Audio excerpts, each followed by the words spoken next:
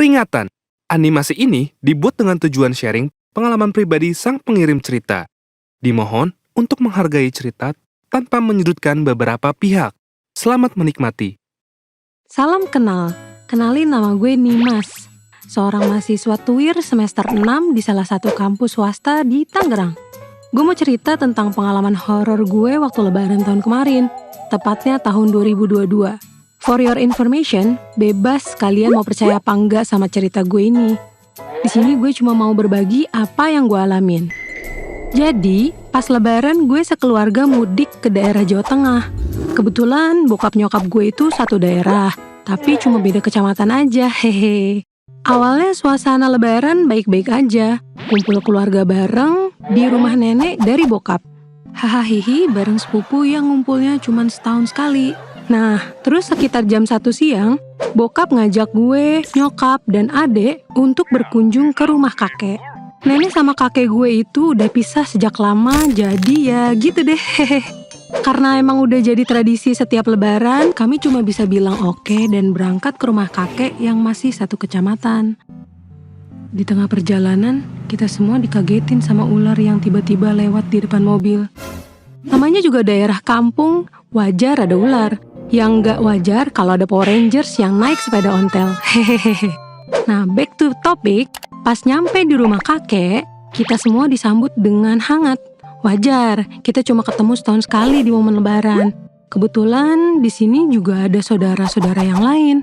Jadi kita puas-puasin deh buat ngobrol. Gak terasa, waktu semakin sore. Nyokap sama bokap duluan balik ke rumah nenek karena gue dan adik mutusin nginep di rumah bibi. For your information lagi nih, pas bibi gue ngajakin gue dan adik nginep di rumahnya, bokap gue tuh kayak natap ragu ke kita dengan waktu yang cukup lama. Gue pikir, emang ada yang salah ya? Tapi habis itu, dia ngangguk dan ngizinin kita buat nginep di rumah bibi. Akhirnya jam 5 sore, kita semua berangkat menuju rumah bibi nih. Suasana perjalanan waktu itu, hujan deras disertai petir yang cukup kencang. Kayaknya sih Zeus lagi ngamuk, hehe, canda Zeus, canda. Oh iya, perjalanan dari rumah kakek ke rumah bibi memakan waktu 1 jam. Nah, akhirnya kita sampai rumahnya persis pas lagi azan maghrib. Terus gue langsung ke kamar mandi dong untuk bersih-bersih, karena memang kondisi gue pas itu lagi dapet. Awalnya gue gak ngerasa ada yang aneh sih dengan rumah bibi. Sampai akhirnya sekitar jam 7:30 malam, gue ngerasa ada barang yang harus dibeli deh. Gue meminta adik sepupu gue yang namanya Dio buat nganterin ke minimarket paling deket di daerah sini. Tapi ya gimana ya, namanya juga pedesaan. Kalau malam hari, pastinya penerangan jalan cuma diterangi pakai lampu motor. Singkat cerita, sampai minimarket, gue cuma beli beberapa kebutuhan dan langsung balik ke rumah bibi. Karena ingat, ada tugas yang deadline-nya malam itu. Bayangin Jir, lagi suasana lebaran malah ada tugas kampus. Kampret emang. Nah, perjalanan pulang sama kayak perjalanan berangkat. Kita berdua ngelewatin jalan yang sama. Karena saking gabutnya dan gak bawa HP, akhirnya gue milih buat ya udah baca-baca aja gapura desa yang gue lewatin. Gue baca nama-nama desa yang terpampang sebanyak 6 atau 7 desa di pinggir jalan. Tapi anehnya, ada satu gapura nih yang di dalamnya itu cuma lahan kosong dan gelap. Sekalinya terang karena adanya cahaya dari lampu motor. Desa itu benar-benar kosong. Bahkan seingat gue sih gak ada jalan menuju desa itu. Otomatis gue langsung lihat dong tulisan di gapuranya apa. Dan sontak gue kaget, kok tulisannya Kutukan Setan. Buset, gue mikir apa ada project film baru di kampung gue. Karena kan pada waktu itu lagi booming banget sama film KKN di Desa Penari. Ya gue sih gak mikir aneh-aneh, kali aja bener itu project film. Sesampainya di rumah bibi, gue langsung minjem laptop sepupu buat ngebut ngerjain tugas. Tapi sebelumnya gue minta izin ke kamar mandi buat buang air. Nah ini nih, di sini ada kejadian horor dimulai. Jadi, waktu di kamar mandi, gue ngerasa ada yang merhatiin gitu dari belakang. Karena gue emang peka terhadap mereka. Cius deh, gak bohong. Ya tanpa babi bu langsung nengok lah. Niatnya mau disiram tadinya kalau emang kelihatan. Tapi pas gue nengok, itu ternyata nggak ada apa-apa. Ya udah, karena gue mikirnya mungkin cuma halusinasi, ya gue cuek aja, terus keluar deh dari kamar mandi. Waktu lagi ngerjain tugas, di sini ada 2 sudut pandang. Pertama, sudut pandang dari gue sendiri nih. Dan kedua, ada sudut pandang dari Dio, sepupu gue yang tadi sama Alma, adik gue. Dari sudut pandang gue dulu ya. Jadi menurut gue sendiri, gue itu lagi fokus ngerjain tugas salah satu mata kuliah. Nah, di tengah fokusnya gue, tiba-tiba dari arah telinga sebelah kanan ada suara hembusan nafas berkali-kali. Gue yang dengar itu kaget dong, dan langsung nengok ke arah kanan, tapi gak ada apa-apa. Gue berusaha buat cuekin itu, dan fokus ke tugas gue lagi. Anehnya, semakin gue cuek, suara nafas yang gue dengar barusan malah berubah jadi suara berat laki-laki. Suara itu berbisik di kedua telinga gue. Dia bilang,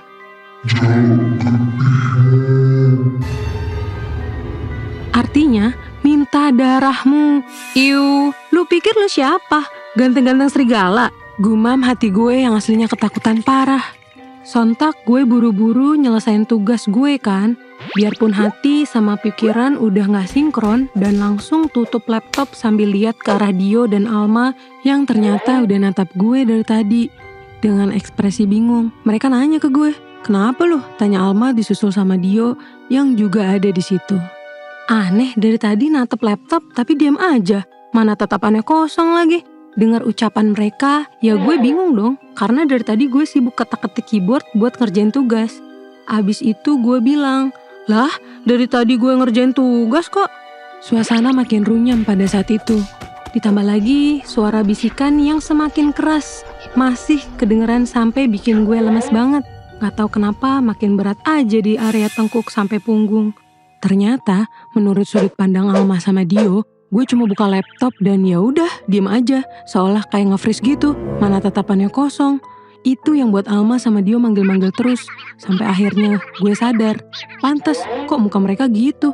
Sampai akhirnya malam semakin larut dan suara itu masih tetap kedengeran, bahkan bener-bener musik banget sampai buat gue gak fokus sama semuanya.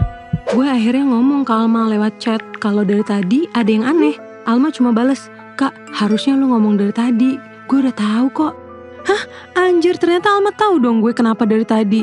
Alma minta gue buat langsung ngasih kabar ke nyokap dan bokap. Tapi karena mikir ini udah malam dan gak mau juga bikin ribut, gue berusaha ngendaliin diri biarpun rasanya udah gak karuan. Tapi ternyata Alma udah ngasih kabar duluan yang buat HP gue tiba-tiba rame sama chat dari bokap nyokap. Jujur sebenarnya gue gak mau kejadian kayak gini. Soalnya bikin malu sama ngerepotin juga kan. Tapi gimana? Ini di luar kendali gue. Di chat bokap cuma bisa bilang kalau gue harus baca-baca surat apapun yang gue tahu sama sholawat. Gue coba baca semua yang gue tahu. Tapi dia yang awalnya cuma berbisik malah teriak sekenceng-kencengnya. Terus ngomong,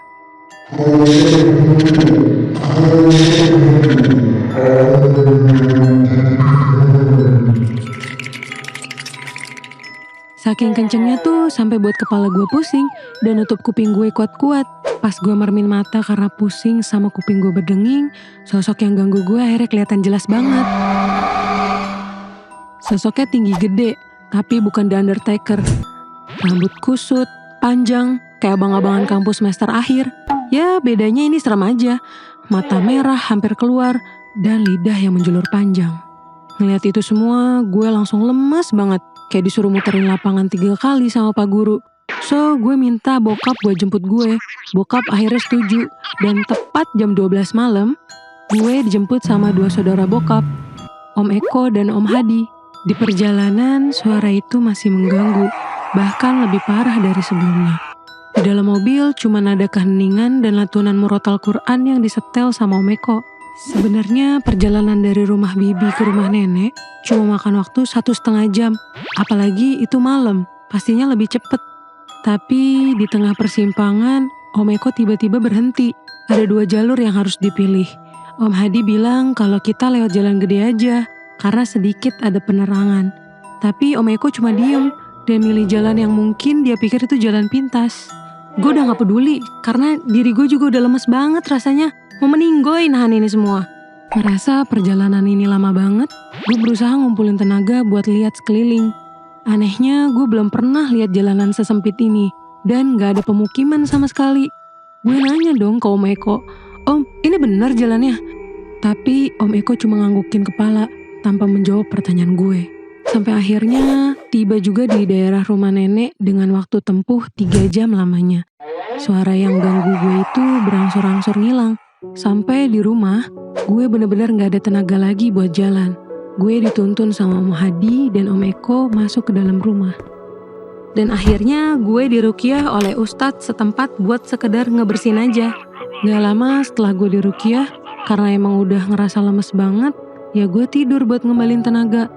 Besoknya ustadz yang ngeruqyah gue cerita kalau emang gue ditunjukin gerbang buat masuk ke dunia mereka. Dan saat perjalanan ke rumah nenek, gue dan 2 om gue itu emang sengaja dibuat nyasar sama dia yang ganggu gue. Dan kenapa dia gak berhenti bahkan dibacain surat juga ngemempan? Soalnya ya emang gue udah dijadiin targetnya gitu buat dibawa atau dijadiin tumbal. Ya Allah, jujur sakit hati banget dengernya. Tapi syukur alhamdulillah gue dikasih selamat sampai sekarang. Oh iya, untuk Om Eko yang nyetir mobil gue, ternyata selama di perjalanan dia gak sadar sama sekali. Bahkan dia ngerasa kalau dia lagi duduk di atas batu nisan. Dan untuk gapura yang gue lihat tadi, ternyata itu cuma kuburan lama dan gak ada gapura sama sekali di situ.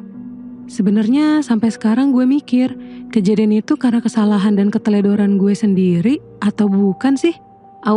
Wallahu alam. So, jangan lupa subscribe channel Gue Punya Cerita. Bye-bye!